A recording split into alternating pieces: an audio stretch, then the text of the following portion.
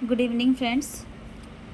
तो पेपर 403 का नंबर 1 जो चैप्टर का नेम है international law, definition, origin, nature, development, codification and differences between international and municipal law.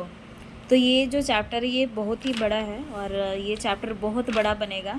तो इसमें से जो मैं बताने जा रही हूँ ये अगर आप समझ लोगे तो फिर अगर कुछ भी एग्ज़ाम में आएगा तो उसे आप बना के लिख सकते हो।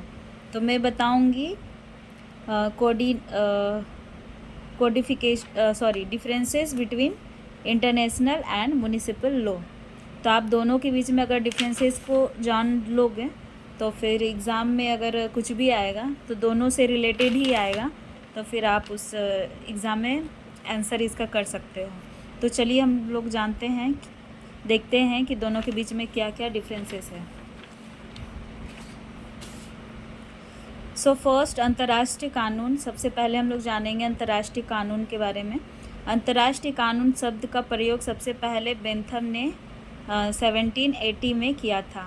तो सबसे पहले अंतर्राष्ट्रीय कानून शब्द का प्रयोग कौन किया था, ये याद कर लेना। बेंथम ने कब किया था, 1780 को। अंतर्राष्ट्रीय कानून वह नियमों, समझौतों, संधियों आदि का समूह है जो स्वतंत्र देशों के बीच परस्पर संबंधों और विवादों के निपटारे के लिए लागू होते हैं। अंतर्राष्ट्रीय कानून किसी भी देश के अपने कानून से अलग है, क्योंकि अंतर्राष्ट्रीय कानून दो देशों के संबंधों के लिए लागू होता है। तो जो आप नाम से ही आप समझ सकते हो, ये राष्ट्र के बारे में बात नहीं हो रहा, ये अंतर्राष्ट्र के बारे में बात हो रहा है। तो अंतर्राष्ट्र में क्या होता है, अंतर्राष्ट्रीय कानून किसी एक देश से कानून नहीं बन रहा है। अंतर्राष्ट्रीय कानून में इसमें दो या दो से अधिक स्वतंत्र देश शामिल होते हैं, जिसमें से एक दूसरे से क्या कानून बनता है, एक दूसरे के लिए क्या कानून बनता है, कुछ नियम बनाए जाते हैं, कुछ समझौते किए जाते हैं और कुछ संधियां किया जाता है अंतर्राष्ट्रीय कानून में, जिससे कि क्या सके उनके संबंधों, उनका जो संबंध है वो अच्छा बन सके, मित्रता बढ़ सके। और अगर कोई विवाद होता है किसी भी देश से तो उस विवाद को निपटारे के लिए कुछ उपाय ला सके, जिसके लिए ये अंतर्राष्ट्रीय कानून को लाया गया है, ताकि जो देश हैं वो एक साथ मिल के आएँ और अपने शत्रु देशों के साथ युद्ध कर सके, उसका सामना कर सकें। राष्ट्रीय कानून का अर्थ। अब हम लोग जानेंगे कि राष्ट्रीय कानून का अर्थ क्या होता है। इसे नगर पालिका कानून या राष्ट्र कानून के नाम से भी जाना जाता है। तो इसे नगर पालिका कानून के भी नाम से जाना जाता है। अगर आपको क्वेश्चन पूछा जाएगा कि नगर पालिका कानून और अंतर्राष्ट्रीय कानून के बीच अंतर बताइए, तो आप कंफ्यूज मत होना, क्योंकि राष्ट्र कानून को नगर पालिका कानून के नाम से भी जाना जाता है। यह कानून राज्य के भीतर लागू किया जाता है। राष्ट्र कानून व्यक्तियों के बीच संबंधों को नियंत्रित करती है, जबकि अंतर्राष्ट्रीय कानून देशों के बीच संबंधों को नियंत्रित करती है। तो जो राष्ट्र कानून है, ये राष्ट्र कानून कहाँ पे लागू होता है, राज्य के अंदर, राज्य के भीतर। और जो राष्ट्र कानून है व्यक्तियों के बीच का जो संबंध है उस पर नियंत्रण करने का काम होता है राष्ट्र कानून का। अगर दो लोगों के बीच अगर लड़ाई हो रहा है तो उस लड़ाई को सुलझाने का काम कौन करता है, राष्ट्र कानून, अपना राज्य का कानून। लेकिन अगर दो देशों के बीच में कोई लड़ाई हो रहा है तो उसे सुलझाने का काम कौन करेगा, अंतर्राष्ट्रीय कानून। अब इसकी परिभाषा जानिए कि इसके जो परिभाषा हैं वो क्या क्या हैं। विधिसा स्त्रियों के अनुसार राष्ट्रीय और अंतर्राष्ट्रीय कानून एक दूसरे से संबंधित है। इनका मानना है कि जो दोनों कानून हैं वो एक दूसरे से क्या है, संबंधित हैं, एक दूसरे से रिलेटेड हैं। और टी अरविंद का मानना है कि इनके अनुसार इन दोनों कानूनों में अंतर स्पष्ट रूप से देखा जा सकता है। इनका मानना है कि इन दोनों में अंतर है और वो स्पष्ट रूप से देखा जा सकता है। अंतर्राष्ट्रीय कानून तथा राष्ट्रीय कानून दोनों एक ही कानून या नियम के दो भाग हैं। ये जो कानून है वो क्या है, एक ही कानूनों और नियम के दो भाग हैं। अब हम लोग जानेंगे इसके अंतर, दोनों के बीच में क्या क्या अंतर है, नगर पालिका कानून और अंतर्राष्ट्रीय कानून के बीच में क्या क्या अंतर है वो जानेंगे। Differences between municipal law and international law. तो पहला जो है वो है दायरा, दूसरा है अधिकार, तीसरा है कानून की ताकत, चौथा है उल्लंघन के लिए सजा और पांचवा है न्यायतंत्र। दायरा। अंतर्राष्ट्रीय कानून में देशों के मध्य आचरण को नियंत्रित करता है, जिसमें कूटनीति, मानवाधिकार और व्यापार जैसे मुद्दों पर ध्यान केंद्रित किया जाता है, जिसमें से कई देश शामिल होते हैं। तो अंतर्राष्ट्रीय कानून में क्या देखा जाता है, अंतर्राष्ट्रीय कानून में क्या किया जाता है, कानून बनाने का क्या है, मतलब क्या उद्देश्य, किस लिए बनाया जाता है, तो किस लिए, ताकि मानवाधिकार के लिए, व्यापार जैसे मुद्दों के लिए और कूटनीति के लिए ध्यान केंद्रित किया जा सके कि कैसे हमारा व्यापार आगे बढ़ेगा, कैसे हमारे देश के लोग सुरक्षित रह पाएंगे। इसमें कूटनीति का भी मुद्दा को शामिल किया गया है कि कैसे दुश्मन देश से बचा जाना चाहिए। ये सब चीज़ इस अंतर्राष्ट्रीय कानून में लाया गया है। दूसरी ओर नगर पालिका कानून, जिसे घरेलू कानून के रूप में भी जाना जाता है, एक राज्य के आंतरिक मामलों को नियंत्रित करता है और अपनी सीमाओं के भीतर व्यक्ति और राज्य के बीच के मामलों से निपटता है। और दूसरी ओर क्या है, नगर पालिका कानून, इस कानून का क्या है, क्या उद्देश्य है, ये तो एक घरेलू कानून हो गया। अगर राज्य के अंदर में कुछ भी होता है, चाहे चोरी होता है, किसी का मर्डर होता है, या फिर कोई लूटपाट होता है, या फिर राज्य के अंदर में कोई भी प्रॉब्लम होता है, तो उसको हैंडल कौन करता है, नगर पालिका कानून, यही निपटता है उस मामलों का राज्य के अंदर में। अधिकार। दूसरा क्या है, अधिकार। अंतर्राष्ट्रीय कानून सभी देशों के सहमति से बनाया जाता है तथा उसे स्थापित किया जाता है। इसके विपरीत राष्ट्रीय कानून, इसके सारे अधिकार इसे राज्य से ही प्राप्त होता है। जो भी राज्य के सत्ता पर स्थापित रहता है, राष्ट्र के कानून को वही चलाता है। तो अंतर्राष्ट्रीय कानून, अब सारे देश मिल के अंतर्राष्ट्रीय कानून क्या करते, बनाते हैं। तो कोई भी ऐसा नहीं है कि कोई भी देश नियम कानून बना दे और सभी देश को इसे मानना है, पालन करना है, वैसा कुछ नहीं है। सभी की सहमति के ही अनुसार ही कानून को बनाया जाता है। लेकिन जो राष्ट्र का कानून है वो तो किसी के सहमति से नहीं बनाया जाता, ये लोगों के द्वारा बनाया जाता है।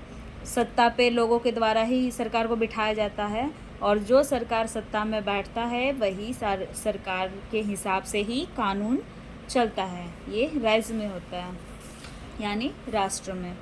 कानून की ताकत। अब कानून दोनों की ताकत क्या क्या है, चलिए देखते हैं। कानून की ताकत अंतर्राष्ट्रीय कानून से अधिक नगर पालिका कानून के पास होता है। अंतर्राष्ट्रीय कानून अपनी कानून को मनवाने के लिए देशों को बाध्य नहीं कर सकता है, जबकि राष्ट्र कानून अपने कानून को मनवाने के लिए पुलिस बलों, अदालतों और अन्य राज्य संस्थाओं का उपयोग कर सकता है। तो ये जो कानून की ताकत है, ये कानून की ताकत अंतर्राष्ट्रीय से ज़्यादा ताकतवर कौन है, राष्ट्र का कानून। क्योंकि अंतर्राष्ट्रीय कानून के पास क्या ताकत है, अगर वो कोई देश अगर उस कानून को नहीं मान रहा है तो वो कुछ नहीं कर सकता है, वो बस उससे समझा सकता है, उससे बातचीत कर सकता है, इसके अलावा उसे कुछ भी नहीं कर सकता। लेकिन राष्ट्र का जो कानून है, अगर उसकी कोई अवहेलना किया उसके कानून का, तो फिर वो पुलिस बल को बुलाएगा, उसे पीटेगा और उससे फिर अदालत के माध्यम से अपना काम को करवाएगा या अपना काम को मनवाएगा। ये है अंतर्राष्ट्रीय और राष्ट्र कानून के बीच अंतर। उल्लंघन के लिए सजा। अंतर्राष्ट्रीय कानून के उल्लंघन के लिए दंड स्पष्ट रूप से परिभाषित नहीं है, जिससे व्यक्तियों या राज्यों को उनके कार्यों के लिए जवाबदेह ठहराने में चुनौतियां पैदा होती है। इसके विपरीत नगरपालिका कानून कानूनी परिणामों के लिए एक स्पष्ट रूपरेखा प्रदान करते हुए उल्लंघन के लिए दंड निर्दिष्ट कर देता है। तो अंतर्राष्ट्रीय कानून में क्या, अगर कोई देश अगर किसी कानून का उल्लंघन किया तो उसका कुछ नहीं कोई कर सकता है, उससे सिर्फ बात ही किया जा सकता है। लेकिन जो राष्ट्र का कानून है, अगर इसका कोई उल्लंघन किया इस कानून का तो उसे सज़ा मिलता है। और सज़ा के तौर पे क्या क्या मिलता है आप लोगों को पता ही है। जो राष्ट्र का कानून है, जो राज्य का कानून है, भले ही थोड़ा लेट से मिलता है लेकिन मिलता है। नंबर 4, न्यायतंत्र। अंतर्राष्ट्रीय कानून में अंतर्राष्ट्रीय न्यायालय ICJ international court of justice प्रमुख न्याय के अंग के रूप में कार्य करते हैं। तो अंतर्राष्ट्रीय कानून में अगर कोई अवहेलना करता है उस कानून का, तो वो जो कानून है कौन फैसला देता है, किसके पास जाता है सब, तो कौन जाता है, इंटरनेशनल कोर्ट ऑफ जस्टिस के पास। वही न्याय करते हैं, वही फैसला सुनाते हैं कि क्या करना है। लेकिन दूसरी ओर नगर पालिका कानून में अदालतें कानून की व्याख्या और उसे लागू करने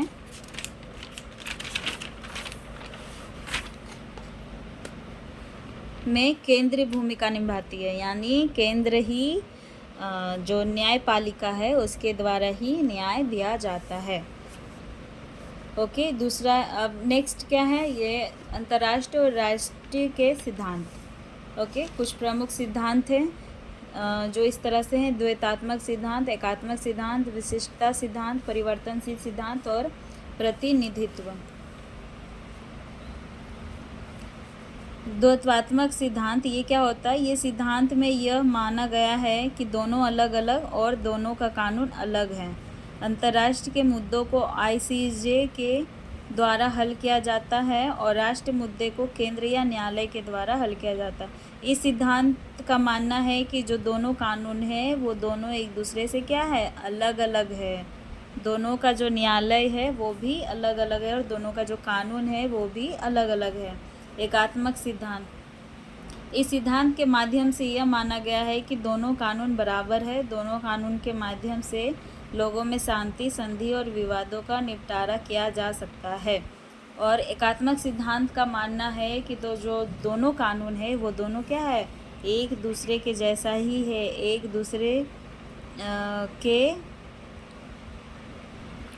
दूसरे के बराबर हैं। मतलब कोई भी बड़ा और छोटा कानून नहीं है और दोनों एक दूसरे के जैसा ही है, दोनों में कोई भी डिफरेंसेस नहीं है। विशिष्टता सिद्धांत, इस सिद्धांत के तहत अंतर्राष्ट्रीय कानून को किसी भी देश में तब तक लागू नहीं किया जा सकता जब तक उस देश की सरकार उसे कानून लागू करने के लिए आदेश न दे दे। तो विशिष्टता का सिद्धांत ये है कि किसी भी देश में कोई भी विशेष कानून को लागू तब तक नहीं किया जा सकता जब तक वहाँ का सरकार उसे परमिशन ना दे दे, क्योंकि कोई भी अंतर्राष्ट्रीय कानून कोई भी देश में लागू खुद से नहीं कर सकता है, सबसे पहले उसको परमिशन लेना पड़ेगा। लेकिन परिवर्तनशील सिद्धांत क्या कहता है, इस सिद्धांत के माध्यम से किसी देश के कानून को परिवर्तन किया जा सकता है अंतर्राष्ट्रीय कानून के द्वारा। और इसमें कहा गया है कि अंतर्राष्ट्रीय कानून के द्वारा किसी भी देश के कानून को परिवर्तन किया जा सकता है। तो इन चारों सिद्धांतों को देखते हुए एक प्रतिनिधित्व सिद्धांत को लाया गया। इसमें इस बात का स्पष्ट किया गया कि इस सिद्धांत में सभी सिद्धांतों के बारे में कहा गया कि ये सारे सिद्धांत अभी तक लागू नहीं किए गए हैं, यह स्पष्ट रूप में सामने नहीं आए हैं, क्योंकि सारे सिद्धांत में अलग अलग बातें कही गई हैं जो स्पष्ट रूप से सामने नहीं आई हैं।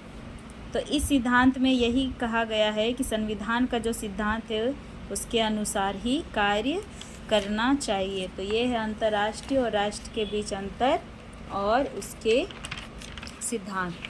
आई होप ये वीडियो आपको अच्छा लगा हो। अगर आपको ये वीडियो सेशन अच्छा लगा और समझ आए तो please like my video. Thank you.